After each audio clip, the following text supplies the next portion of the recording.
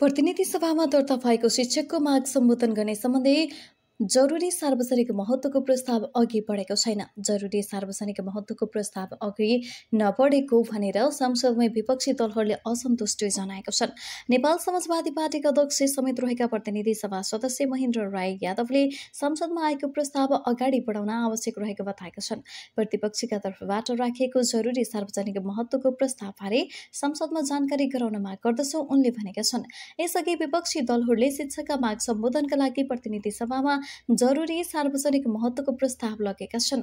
प्रमुख प्रतिपक्षी दल नेकपा माओवादी केन्द्रका प्रमुख सचेतक हितराज पाण्डे प्रस्तावक रहेको उक्त प्रस्तावमा विपक्षी दलका सांसदहरू समर्थक रहेका छन्। राष्ट्रिय स्वतन्त्र पार्टी रासपाका प्रमुख सचेतक सन्तोष परियार, नेकपा एकीकृत समाजवादीका सांसद शेरबहादुर कुमार, आम जनता पार्टी आजपाका अध्यक्ष प्रभु शाह र राष्ट्रिय जनमोर्चाका अध्यक्ष चित्रबहादुर केसी समर्थन